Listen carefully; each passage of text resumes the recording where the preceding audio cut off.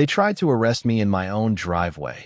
Two officers with plastic badges, summoned by an HOA president in a hot pink power suit, who said my wheelchair ramp for my dad was illegal construction.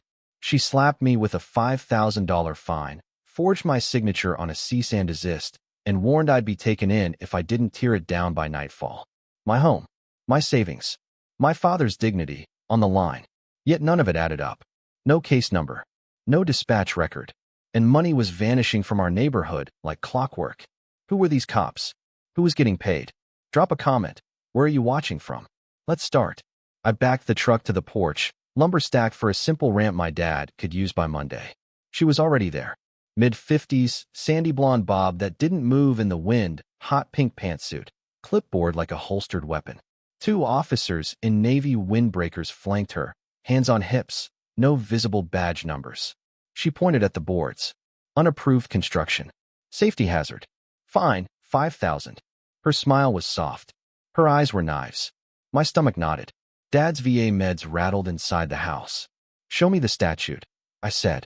My voice was steady. My hands weren't. She waved a paper with my signature on a cease and desist. My name, crooked, wrong. You've been notified, she said.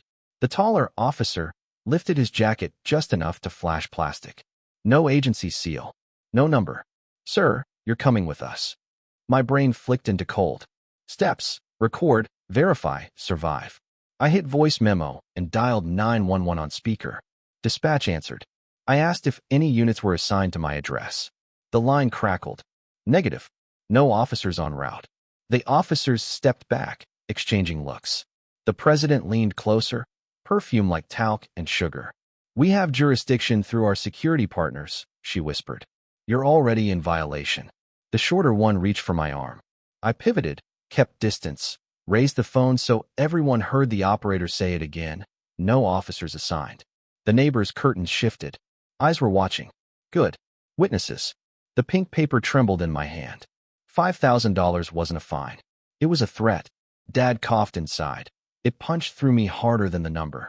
You'll remove that ramp by nightfall, she said, or we'll remove it for you. I looked at the men, matching boots, no radios, cheap earpieces that didn't even glow. Name, badge, department, silence. The taller one swallowed. I took photos, faces, clipboard, plastic badge, clicked fast, angles wide. She tilted her head, the smile returning. Careful, she murmured. People who fight rules discover how expensive rules can be. I stepped between her and my front door. The only rules that matter are the lawful ones. My voice finally felt like mine. The SUV idled at the curb, windows dark. The officers retreated to it, whispering. She held my gaze as they climbed in. Expect a hearing tonight, she said. And bring a pen. You'll be signing an apology. The SUV rolled away. I watched until it turned the corner. Then I saw it, bottom corner of the cease and desist. A date stamp from yesterday. My signature forged this morning. A registered letter slid into my mailbox as the postal truck pulled off. On the envelope, immediate arrest upon noncompliance. No court seal. No case number. And the meeting was in 3 hours. I scanned the letter at my kitchen table, hands flat to keep them from shaking. No docket. No judge. Just appearance required and a threat of arrest. Dad read my face, not the words. Is the ramp dead on arrival? He asked. I swallowed glass. Not if the law still means something. I photographed everything. Metadata mattered. Letter, envelope, postmark. The earlier pink fine. The plastic badge. Then I walked house to house. Doors cracked. Neighbors whispered. Same stories in different colors. Pink letters taped to doors at night. Special assessments, with cash discounts if paid in person. Security inspections that coincidentally aligned with missing jewelry and open drawers. A widow showed me a bill for repainting a fence she didn't own. Another neighbor had photos of violations shot from inside his backyard. Trespass. My binder thickened with rage. At the county website, I pulled HOA filings. The corporation had dissolved 3 years ago, revived 6 months back with a new board, president included, and a Sandbeige Management LLC sharing a mailbox with her husband's contracting firm. Cozy. Illegal? Maybe. Suspicious? Absolutely. I filed a police report for the forged signature. The officer at the window glanced at the letter, then at me. You recorded them? I nodded. He stamped the complaint. Keep your distance tonight, he said. And keep recording. I drove to the State Consumer Protection Clinic. The volunteer attorney listened without blinking, then pushed a template across the desk. Demand to inspect books and records, she said. They'll refuse. Good. That's leverage. She underlined a phone number on a bulletin board as I left. FBI, Public Corruption/Color of Law. I took a photo, just in case. Back home, I served the inspection demand by certified mail and hand delivery. The clubhouse door was propped open. Inside, folding chairs, a coffee urn, and a gavel that looked used. She met me at the threshold in electric pink. Lovely timing, she purred. Your hearing starts in 10. Neighbors trickled in, eyes down. The two fake officers reappeared in black polos, compliance stitched where badges should be. They stood by the exit like bouncers. I took the front row, binder on my lap, phone on record. I wasn't here to shout. I was here to document, to force daylight. She raised the gavel and said, Before we begin, gentlemen, prepare to remove him if he disrupts. The polos shifted, hands ready. And behind them, red and blue lit the windows, an actual patrol car sliding to a stop. She called the meeting to order without a roll call. No agenda, no quorum check, just her voice cutting through the hum like a blade. We will address repeated violations, unapproved construction, unsightly vehicle, unregistered animal, and hostile conduct. The list multiplied as she spoke. Tomatoes became agriculture. My truck became commercial. My dog, microchipped and licensed, became unverified. I raised my hand. Proof. Dates. Photos. Statutes. She smiled at the crowd, not me. A board member, someone I'd never seen at a block party, slid photos across a table. Angled shots from my yard. Inside my fence. Trespass recorded in high definition. The compliance polos stepped closer. I kept my phone steady, my breathing steadier. Badge numbers. I asked. They blinked. The room shifted. Whispers turned into longer looks. People were clocking the details. Plastic when it should be metal. Patches where there should be shields. I announced I'd filed a forgery complaint. A neighbor gasped. I served her, on camera, with the records inspection demand and a spoliation notice. Preserve emails, bank statements, contracts, and camera footage. Destroying evidence triggers sanctions, I said. Calm. Surgical. Her smile tightened. You're playing lawyer. I shrugged. I'm playing neighbor who can read. The side door opened. A uniformed city officer walked in, took one look, and asked for credentials. The compliance duo fumbled wallets. No city authorization. No state guard license. The officer's tone cooled by 10 degrees. Step outside. They did. I handed the officer my binder. Forged letter. Pink fines. Photo of the plastic badge. Notes on the dissolved corporation, the revived board, the mailbox LLC overlap.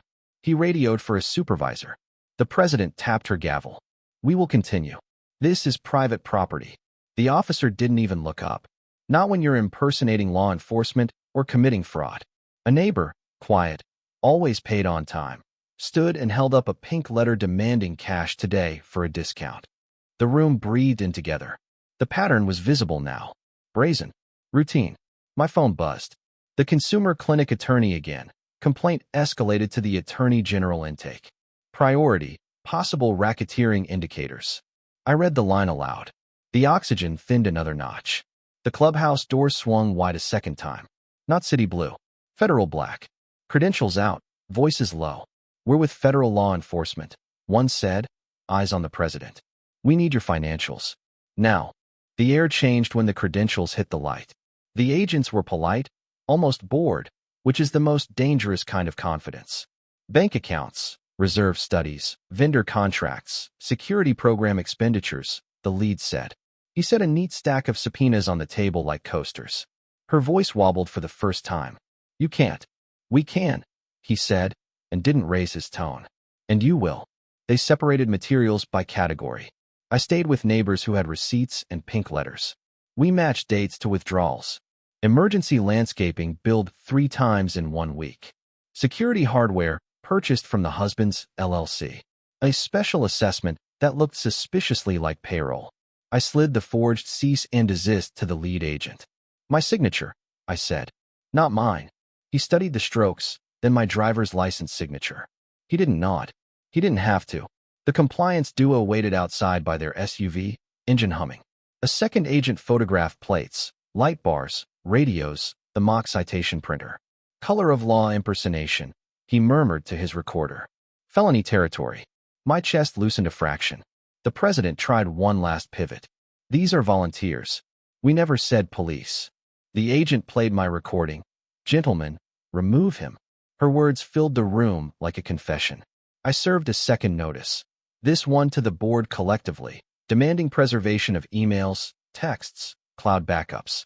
Spoliation equals sanctions, I repeated, and personal liability. A neighbor clapped once before catching herself. The room had switched sides. Everyone could feel it. My phone buzzed again. The bank's fraud line, returning my call. I passed the phone to the agent. He gave them the subpoena number. Freeze activity pending receiver appointment. He instructed, as if ordering coffee.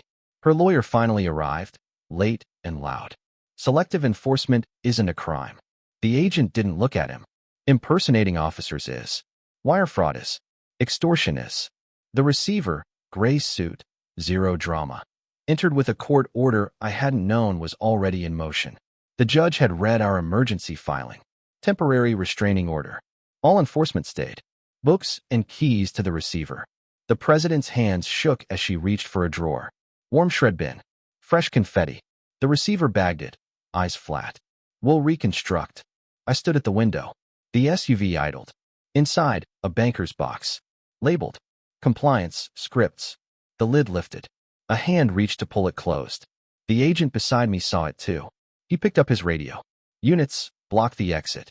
The SUV shifted into reverse anyway. Its brake lights bloomed, just as the backup siren screamed to life. The SUV jolted, brake lights flaring, but two cruisers boxed it in, steel kissing fiberglass. Doors yanked open. The compliance pair froze, hands splayed, a banker's box wedged between their feet. I saw the label again, scripts. The lead agent didn't shout. He simply said, out. Calm kills lies faster than yelling. They stepped onto asphalt, sweat bright on their temples. Inside the box, fake citation printers, laminated badges, and a spiral notebook of cue lines. Page 1 read, subject refuses compliance.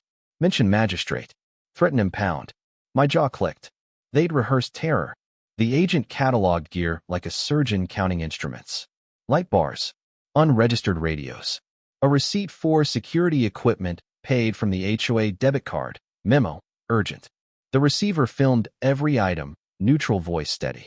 Evidence didn't need rage. It needed order. I texted the consumer clinic attorney a photo of the hall.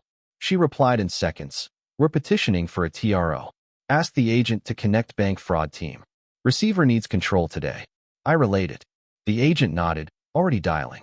Efficient. Precise. The president tried to spin. We hired volunteers for safety. The agent held up a plastic shield.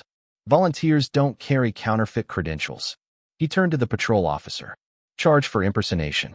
We'll add the rest later. Snap of cuffs. The shorter one protested, blaming training, pointing at the president. He said they were told the HOA had jurisdiction. The officer's face said everything. Jurisdiction isn't a costume. I breathed for the first time since the driveway. Then my phone vibrated. Bank alert. Large outgoing wire flagged. The agent looked over. Amount. I read it. 6 figures. Destination. The Sandbeige Management LLC's bank across town. We moved fast. The agent fed the subpoena number to the bank's security desk. Freeze. Subject to court order, he said. I watched his expression for a tell. Nothing. Professionals don't telegraph. Inside the clubhouse, the shred bin still radiated heat. The receiver slit the bag, fanned confetti, and found pink fragments stamped cash discount. He glanced at me. We'll reconstruct enough. A neighbor brought a stack of pink letters from her freezer, literally frozen to preserve ink transfer. Smart. The agent grinned for the first time. Chain of custody with ice. Novel. The patrol officer returned from the SUV with one more item, an index card with my address and the line, "Seize ramp at night." He handed it to the agent, who dialed a number I hadn't seen yet. Open a public corruption file, he said, and notify the AG we'll seek search warrants for the husband's office. Today. By noon we stood in the breathless heat of a storage facility off the highway. Tin doors. Oil fumes.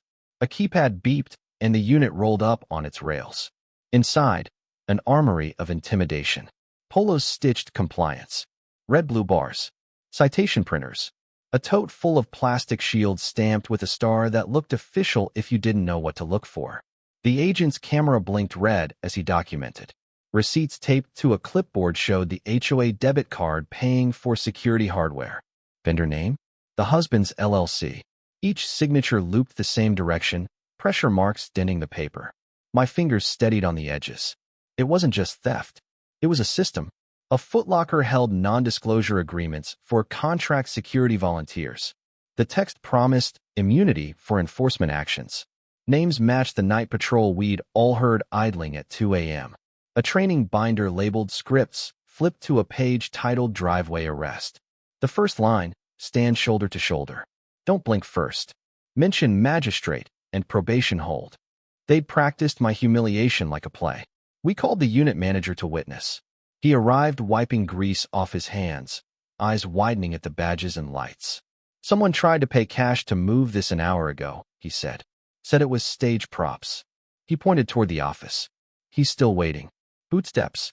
The husband stepped in and froze at the camera lenses, the cuffs on his volunteers, the agent's shadow across his shoes. He lifted his hands, the smallest surrender I'd ever seen, then asked for his lawyer. The agent nodded, already reading him rights. The receiver found a second ledger, this one handwritten. Columns of assessments, arrows to personal accounts. Dates aligned with pink letter drops. The math was cruel. Every tomato plant called a violation, every unsightly truck, every ramp labeled illegal, all fed those columns. My phone buzzed. Dad, you okay? His voice was small through the static. Building later, I said. Soon. He exhaled like he'd been holding it since morning. The agent signed a search inventory with the manager. Chain of custody sealed. The husband's face went pale when the agent read out wire fraud and conspiracy in the same sentence. The receiver's phone lit with a court notification. TRO hearing set in 1 hour. The judge wanted us present. The agent looked at me. Bring the binder, he said. And the script. He tapped the index tab labeled Driveway Arrest like it was the fuse we'd light next. The courthouse lobby smelled like paper and panic. We filed through security, metal trays clattering. In the emergency docket room, the judge took the stack without ceremony. Forged letter, HOA revival paperwork, mailbox overlap, storage unit photos, the script. His eyes barely moved, but his pen did. I felt my heartbeat in my gums. The president swept in late, electric pink lit by fluorescent tubes, counsel whispering in her ear. She tried to make it about community standards. The judge lifted a palm. This is about authority. His voice had stone in it. He read the TRO into the record. All enforcement stayed. Receiver appointed. Books, records, keys relinquished immediately. No destruction of materials. No transfers of funds. My lungs remembered oxygen. Outside the courtroom, the receiver was already in motion. Keys, he said. The president stalled. A deputy waited, patient. She surrendered a ring heavy enough to anchor a boat. We walked to the HOA office. Drawers opened. Cash envelopes with pink sticky notes. Addresses scrawled like IOUs. A shredder warm as a toaster. The receiver sealed it all in bags. A desktop chimed. Calendar reminder. 2 p.m. Cops rehearsal. The storage unit address. The receiver's eyebrows ticked once. Staging intimidation, he said, more to the record than to us. We called the agent from the hallway. He answered mid-sentence. Busy, but caught every word. Hold location, he said. We'll meet you there after the court signs. I stared at my half-built ramp through memory. I could smell the cut pine even here. My hands itched to sink screws. The judge's clerk handed us certified copies of the order. Valid. Immediate. Enforceable. The attorney for the president tried a last-minute maneuver. We request a continuance. The judge's jaw didn't move. Denied. We turned to go, and the bank called the agent. The flagged wire was frozen. The manager had tried to push it through from a branch teller. Subpoena beat speed for once. Neighbors gathered in the corridor, a tired jury that finally heard a verdict they could believe in. A widow touched my arm. Is this real? She asked. It's starting to be, I said. The receiver's assistant opened a thin drawer and slid out a single stamped envelope addressed to me. postmarked for tomorrow, with the subject line, Notice of Lien. Someone had printed the future. The agent's voice sharpened on the line. Do not leave the building. We're expanding warrants, now. By late afternoon, we were back at the clubhouse under a sky the color of old nickel. The receiver took the head of the long table, order in his posture. As of the court's order, all decisions flow through me, he said. No flourish, just gravity. The president's counsel tried to argue selective enforcement. The agent set down a portable printer and fed it copies of the script, the storage receipts, and the NDA stack. He spoke to the printer more than to them. Impersonation, wire attempts, self-dealing. Each word landed like a stamp. I walked the room with neighbors, collecting pink letters, photographing postmarks. The receiver scanned, logged, boxed. A machine built from patience. Evidence grew in neat towers. The patrol officer returned with a chain of custody bag holding the index card, Seize ramp at night. He placed it beside the forged cease and desist. 2 sentences that explained a month of dread. I felt heat climb my neck. I kept my mouth closed. Quiet wins courtrooms. Rage loses them. The agent's phone buzzed. He listened, eyes on nobody. Search warrant signed, he said. Husband's office and the management LLC mailbox. Counsel blanched the way people do when their bloodstream turns to chalk. We moved to the HOA office again. The receiver unlocked a cabinet, revealing check stock and a stamp used to sign the president's name. Under it, a ledger with columns red as a wound. Reserve fund. The receiver said softly, was not reserved. The president tried a last pivot toward pity.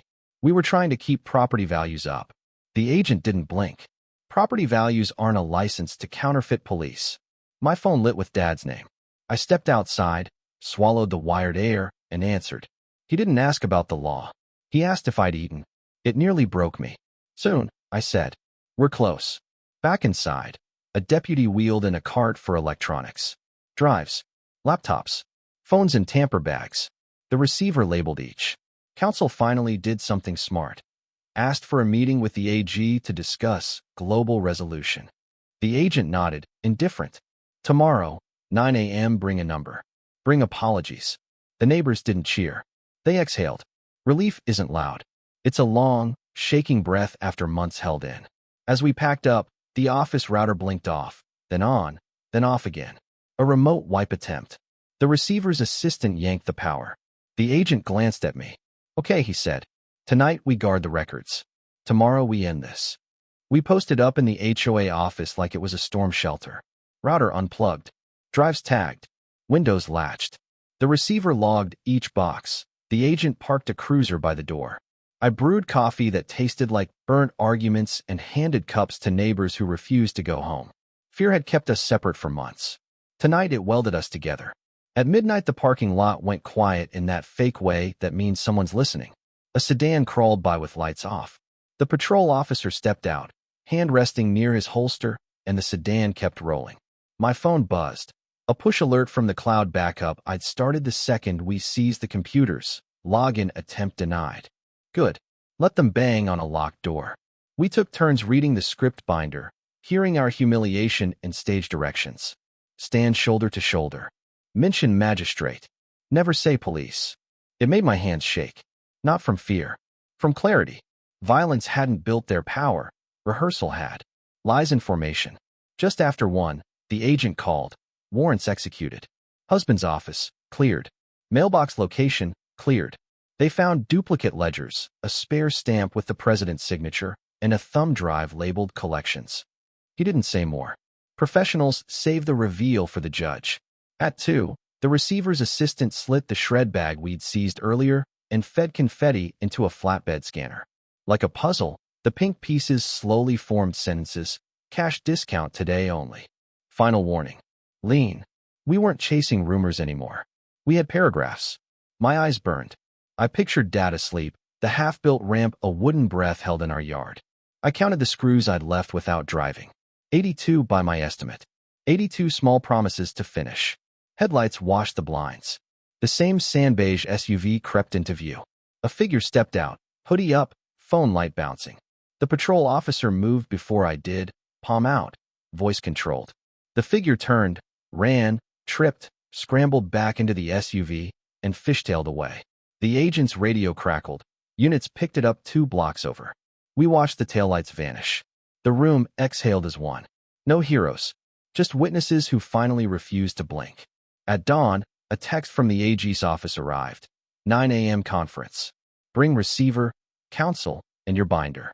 Prepare for global resolution discussion. The agent glanced at me. This is where outcomes harden, he said. Don't confuse mercy with surrender. We walked into the AG's conference room like a small parade of paperwork. The walls held framed settlements from battles I only knew as headlines. The table smelled like lemon oil and consequences. Across from us, the president in electric pink, her counsel, and the husband, now pale without his volunteers. The AG's deputy led. No bluster. Slides. Money out. Money back in. Wires frozen mid-flight, like birds in amber. Here are your options, she said. Receivership with audit. Restitution. Personal guarantees. Injunctions on impersonation. Public apology. Or, she let the silence end the sentence. Counsel tried to split hairs. Selective enforcement isn't criminal. The deputy switched slides. The script. Fake badges. The index card. Sees ramp at night. Then a new image. A still from the husband's office camera. His hand stamping pink letters. Cash envelopes stacked like bricks. We're past hair splitting, she said. We're in fraud. The husband asked for time. The deputy set a timer on her phone. 1 hour. Bring a number that returns every improper dollar. Bring a structure that doesn't rely on your promises. My chest loosened. Law, not theater. While they whispered, the agent slid a folder to me. Inside, a sworn statement from the bank manager. The attempted wire included a memo line, landscaping. The same week, the emergency landscaping was billed 3 times. The script had written itself into the ledger. They came back with a figure. Too low. The deputy didn't blink. Add the interest. Add penalties. Add the cost of a year-long independent receiver. And add a personal guarantee secured by assets that aren't the HOAs. Counsel swallowed. The number climbed. The timer beeped. We moved to court that afternoon. The judge scanned the stipulation like a mechanic listening to an engine. He added conditions without looking up. ADA accommodations processed within 5 business days at no cost. No inspections by any unlicensed person. Public apology read into minutes. Any shortfall is personal liability. I looked at the pink suit, the practiced hair, the steady hands finally shaking. I didn't feel triumph. I felt a door closing on something rotten. The judge signed. The gavel's tap was small and absolute. Neighbors didn't cheer. They stood taller. As we filed out, the receiver whispered, "Preliminary audit shows a hole beyond today's number. If it grows, criminal referrals proceed regardless of settlement." The agent added, quiet enough for only me, "We'll do our part. You do yours, finish that ramp." We met in the clubhouse under new light. Same folding chairs, different gravity. The receiver called the meeting to order, voice as clean as a ledger. The president stood with a sheet of paper that trembled like a loose shutter. She read the apology the court required. "We acknowledge unlawful practices, impersonation, improper assessments, and we apologize." No embellishment. Just wait. No one clapped. Relief doesn't clap. It breathes. Checks followed. Pink letter fines reversed. Assessments refunded. The widow who'd lost her jewelry handed me a receipt and cried into a friend's shoulder. The mechanic from 2 doors down promised to weld my ramp footings for free. We built later that day. Pine dust hung in the air like a benediction. The drill bit sang. My dad watched from a lawn chair, hands folded, eyes wet. The last lag bolt bit and seated. I stepped back. He rolled forward, testing each plank like a question. At the top he turned, chin trembling, and said only, "Home." I swallowed hard enough to hurt. The new board election was quiet. A retired teacher, a nurse, the mechanic, people whose hands knew more about care than power. They voted for open books, monthly audits, and a hardship fund seeded with recovered money. Policy replaced posture. That night the agent stopped by in an unmarked sedan. No lights. No show. He leaned on the railing we'd just sanded and looked at the ramp like it was a verdict. "You pushed without shoving," he said. "That matters." I nodded. Anger had carried me to the door. Discipline opened it. We boxed the script, the fake badges, the pink letters, and labeled everything for the archives. Not trophies. Instructions. because this would happen somewhere else to someone else. When it did, they'd need more than outrage. They'd need a map. The receiver called near midnight. Audit update, he said. The hole is deeper. Criminal referrals go in the morning. I stared at the streetlights and whispered, good. Let the law finish what we started. Charges landed like thunder in the distance. Wire fraud. Conspiracy. Impersonation under color of law. The AG's press release used careful words, but the message reached every porch light. Power only works if we agree to pretend it does. We stopped pretending. The neighborhood changed in small ways that felt big. No more midnight idling. No pink paper taped to doors. Tomatoes grew without fines. Kids chalked the sidewalks and no one measured the drawings. The hardship fund paid a veteran's overdue utilities without a lecture. The new board published every expense online, line by careful line. I finished the ramp with a coat of sealant that caught the morning. Dad rolled down by himself, turned on the landing, and parked with a smile I hadn't seen since Mom was alive. Justice didn't bring her back. It did something else. It gave our street back its name. People thanked me. I said the same thing every time. I didn't win. The law did, because we used it. That's the point. Law over chaos isn't a banner. It's a daily choice. Document. Serve. Show up. Refuse to blink. And don't trade your dignity for speed. I kept one pink letter pinned inside a file box as a compass. Not to remember them. To remember us. The night watch, the coffee, the neighbors reading stage directions like charges. We were ordinary, and it was enough.